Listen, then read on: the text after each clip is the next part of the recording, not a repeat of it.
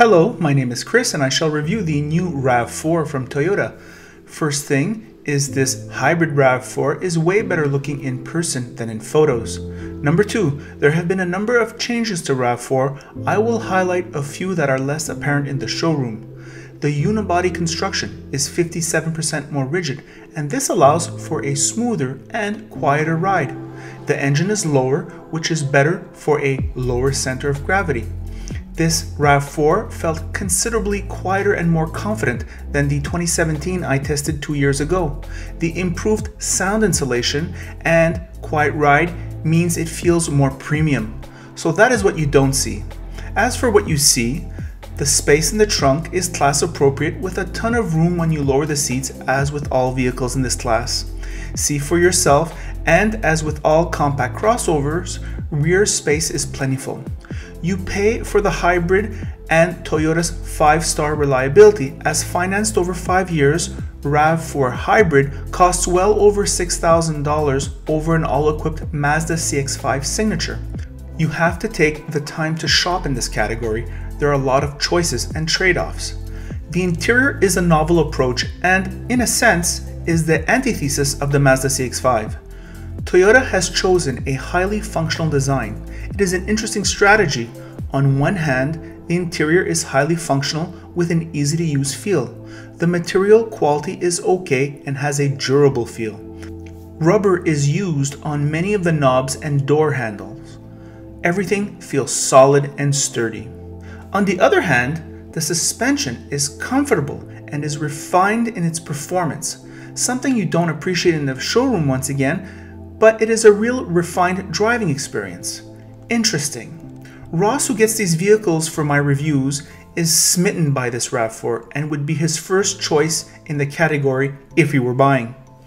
There is Toyota Safety Sense 2.0, which is Toyota's electric safety, and its alerts quickly make you realize what a bad driver you are. The in-tune premium audio, which is a very good JBL sound system, does the job, and the interface is an 8-inch screen with Apple CarPlay only. I think most customers would give up the in-tune functionalities to have Android Auto. The Softex leather seats also do a very good job for comfort. The hybrid system does 5.8 liters per 100 kilometers in the city, driving very, very smoothly, and 6.3 liters on the highway. The total horsepower figure is 219, and the torque figure was not written anywhere on the website. A CVT contributes to an excellent city fuel economy. Here are my thoughts on the road. Hello car lovers, driving the 2019 Toyota RAV4. This is the hybrid model, new model. This is a bestseller, and this is the most ferocious category. So Toyota had to update, and they did. First remark, the exterior styling. I cannot get over how ugly this car is in picture versus how good it looks in person. It really looks good in person. You've got to go to a car show. You've got to go to a dealer to see it. It really looks good. In picture, it looks really bulky. I don't know. I tried to get it on camera. I'm not sure if I succeeded. It is bulky, but it's very coherent. It looks good. Yeah, that's what it is for the exterior styling. I love these wheels. These wheels have high ratio tires. They didn't go for 19 or 20-inch tires. I can't stand those low ratio tires. They're noisy on the highway. They take bumps bad. And consequently, well, this Toyota rides very well. Very smooth, very refined suspension. You feel it when you take big bumps. You're never jarred. And that is awesome. Ross even makes the remarks. He even went out to say it's almost Lexus-like. Lexus-like. You could cover his eyes and say you're in a Lexus, and he'd think you're in a Lexus. I think there's some merit to that argument, especially if you close your eyes. What else about this vehicle? Well, on the inside, Toyota has gone with a functional approach. That is to say, the materials that I'm feeling, yes, they are soft touch. Yes, there is an effort in design here, but I would say the materials feel functional. That is to say, I'm sure they'll last a long time and they'll wash very easy if you get dirty. And also, this is not the aesthetic treatment of something, let's say the Mazda CX-5, which is in another league. However, it's very good, very functional. No rattles. Toyota, since about 2-3 years, make vehicles with no rattles. and you feel the solidity when you're driving it. Really nice. A note about the steering wheel, it's a really small diameter steering wheel. It feels perhaps more sporty than it is. It's kind of like messing with my mind a little bit. I would say that the thickness of the steering wheel is very average. There are grips here at 10 and 2, but it's not the end of the world. It's average. Another driver interface here. The door, when you pull the handle here, very solid. It's got rubber grips. Everything has rubber grips on this vehicle, with the knobs and everything. Once again, that functional theme that Toyota has put throughout this. Ross makes the remark, it'll be easier to turn the knobs in winter when you're wearing gloves. Perhaps. I don't remember that being a problem, but I think he may be right about that. What else about this vehicle? Well, how does this hybrid engine drive in the real world? Well, Ross has averaged on the first 2 days 5.1 liters per 100 kilometers. I have the impression he was driving soft because I'm riding here in Lachine, which is a real urban environment / war zone.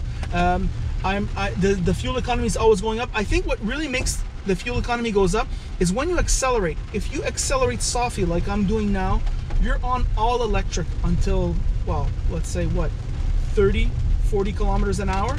And then if you accelerate normally from a stop sign, the gas engine goes on almost immediately and the electric engine serves to assist. So it really makes a big difference in terms of city consumption.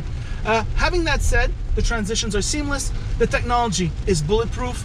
It's a Toyota. I would say today, Toyota is like the only real reliable brand. 30 years ago, we could put Honda in that category. We could put Nissan in that category. However, today, those two other manufacturers, well, Nissan is no longer considered a high reliable brand, but even Honda has had a little bit of problems. The 4-cylinder turbo engine, problems with the oil. For example, I've had co-workers who, after 100,000 kilometers, the engine gave out on their Hondas. Engines that eat a lot of oil. Toyota, we don't have that. I know so many people. I see so many people in a day, and I always talk about cars. How's your car? How's it going? And nothing beats the Toyota reliability. When you speak to a Toyota owner, it's basically they're happy. Also, the hybrid drive system, or the plug-in, or the electric, those vehicles tend to bring a customer satisfaction of 100%.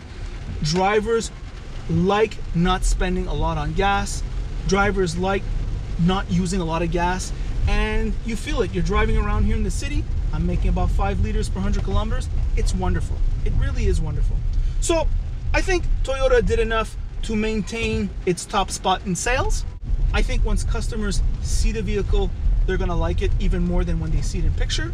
And also, don't forget, although this vehicle is expensive, I think it's $44,000, plus I don't think they're making any deals on the finance, you always pay a little bit more, 5 to 10% more for Toyotas, because in 5, 6, 7 years, while your friends who bought the competitors, the check engine lights come on, the fuel pump has to be changed, the water pump needs to be changed, you generally don't have to change those things in Toyotas for the first 200,000 kilometers. And that's the plus value of buying a Toyota. It's that long-term reliability. So is this vehicle recommendable for a lease? Sure, I think it is, fine. But I really don't think you should be leasing Toyotas. I think you should be buying the Toyota. Because when you buy a Toyota, after 5 years you're done paying for it, and then you can put your money in RSPs, you can put your money on the mortgage, you can save money to travel perhaps, or you can just stuff up your bank account for the next car. And it really lends itself to sound finance. So I think it's a good choice. I think it's a good vehicle, and it's certainly very recommendable on the purchase, let's face it. And that is the review. By the way, if you like this review, like it. If you don't like it, don't like it. And if you really like this review, you can subscribe. By the way, I think I'm one of the only Canadian independents. There are a few others, and it's always nice to get the point of view of independent reviewers. Sometimes we may be a little bit more scruffy, a little bit more rough around the edges, but sometimes we'll come up with things that maybe others haven't thought of yet, that is not mainstream in the media. And that is the review.